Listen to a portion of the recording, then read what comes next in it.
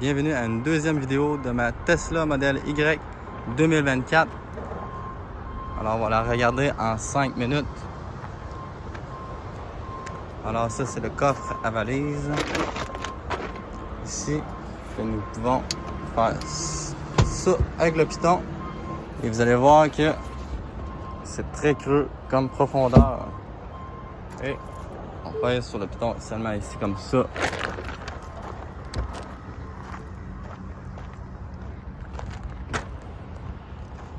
Pour la valise ici, nous avons l'autre coffre de rangement. Dans le fond, pour ma Tesla Y, peu importe la Tesla, ce que je vais faire ici comme modification, c'est que je vais changer le logo de Tesla rouge. Je vais changer les genres de cap de roue pour mettre aussi des galipeurs rouges ou bleus. Ensuite, je vais aussi mettre un wrap qui équivaut à 5000 $. Car, on va se le dire, le défaut de la Tesla, c'est la peinture. Je suis quand même ici en Amérique du Nord, alors je subis les froids à moins 20, moins 30 degrés.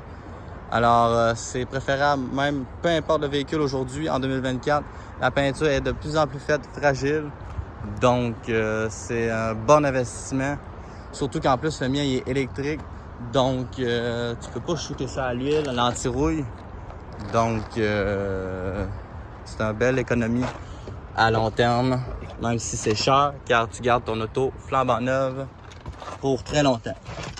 Alors ici, désolé pour le bruit. Maintenant, les fonctionnalités de l'auto. Ici, comme je vous dis, ouvrez le coffre. On peut faire ça et le refermer. Comme ça. Et voilà. Ensuite, les fonctions ici maintenant. Il y a les phares, sécurité enfant, les rétroviseurs, les wipers, arrêt, les rétroviseurs si tu veux les déplacer. Ensuite, présentement, il me reste 76% de batterie. Je le mets en pourcentage de batterie. Pourquoi? Comme ça me fait en sorte que je ne connais pas le kilomètre réel que je perds au courant de mon chemin. Parce que je suis au courant que j'accélère plus ou en hiver, je perds beaucoup plus de batterie. Donc, c'est comme un téléphone. Je le mets en pourcentage. Mais il me reste quand même 376 km dessus. Désolé, on vient de me voir le visage dans l'écran. Ensuite, nous avons aussi le confort, l'accélération. Tu peux mettre ça soit confort ou standard. La direction aussi, on peut déplacer ça aussi. La recharge, comme je vous dis, c'est préférable de la plugger entre 80 et 90%. Pourquoi? Parce que ta batterie va durer beaucoup plus longtemps en termes d'années. Tu vas moins la maganer, ta batterie va être plus performante avec les années aussi. Alors, comme conseil, de la plugger à 80-90%. Puis déjà là, comme je vous dis, j'ai quand même déjà 376 km. Fait que si on la met à 90%, d'après moi, j'ai au moins 420 km. À 100% que je veux faire des longs voyages, là, c'est là que ça vaut à peine. J'ai quand même 495 km d'autonomie. Ça, c'est pas grand-chose, c'est l'autopilote. Je l'ai pas. Le verrouillage, les clés. On peut savoir qui a les clés, qui a accès à débarrer la Tesla. J'ai mon iPhone, j'ai l'iPhone à ma femme. Et j'ai la keycard, la carte ici. Ici, comme ça que tu la débarres comme ça. Ici, c'est intéressant. Le téléphone, il est magnétique, il se plug. Ici, c'est un trou quand même profond. Pour vrai, tous les coffres, les places de rangement sont toutes profondes. Vous voyez quand même, c'est quand même très intéressant. C'est ici, dans le fond, si vous n'avez pas votre téléphone, c'est ici qu'on met la carte. Comme ça. Désolé pour la qualité du vidéo. L'éclairage maintenant. Ouais, c'est pas mal ça. C'est assez banal. L'affichage, si vous voulez diminuer la luminosité pendant la nuit, le soir. Le trajet, vous pouvez vous faire des statistiques, savoir la distance du point A au point B, etc. La navigation, bref, sécurité. L'entretien, j'ai mes PSI à 45, 44, 44. c'est très bien. La recommandation est 42, fait que même ils sont trop gonflés même. Logiciel, mon auto est vraiment neuve. J'ai 481 km d'utilisé. On a le Wi-Fi, le Bluetooth et les mises à jour quand c'est le temps. Et c'est ça. On a aussi la dashcam. Là, présentement, non, je ne les ai pas activés encore. J'ai la caméra ici.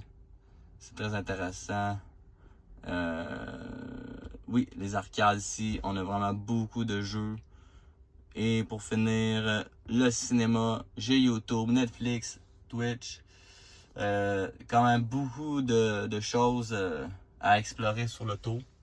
Elle est aussi 4x4, donc pour l'hiver, ça sera beaucoup mieux. Alors, c'était pas mal ça.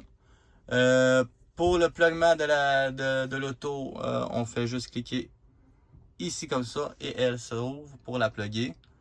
Je vous conseille, comme je vous dis, de 0 à 80. Pour la plugger, la batterie va se charger beaucoup plus vite que de 80 à 100. C'est de quoi? C'est autant long de 0 à 80 que de 80 à 100. Comme ça, je vous conseille de la plugger le soir ou la nuit quand vous êtes couché.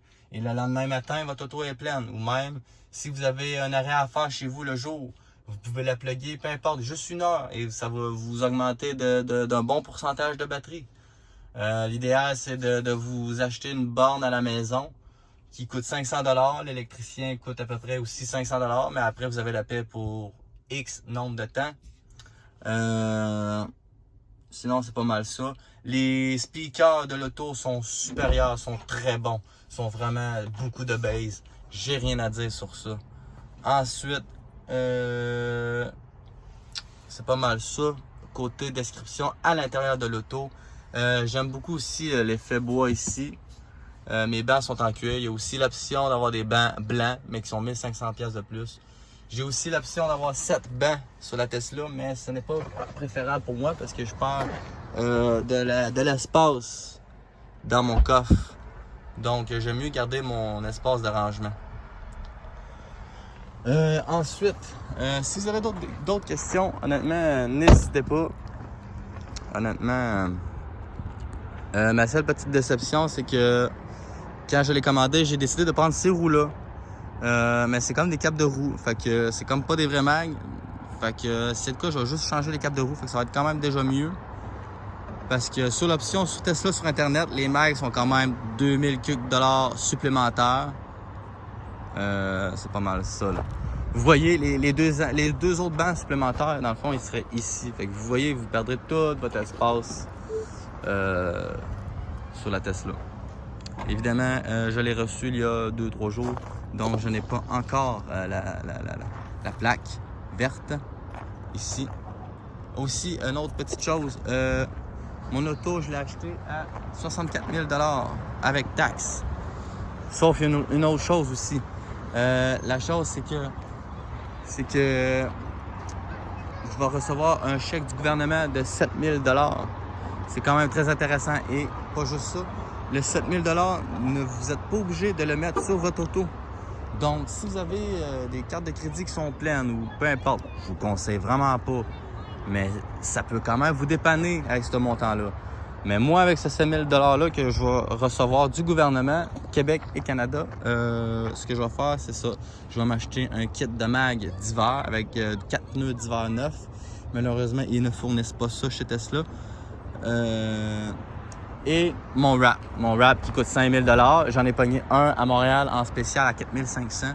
C'est très cher, mais pour vrai, l'auto va rester magnifique pendant 5-6 ans. La garantie est 10 ans pour la pellicule. Donc, ça vaut vraiment la peine.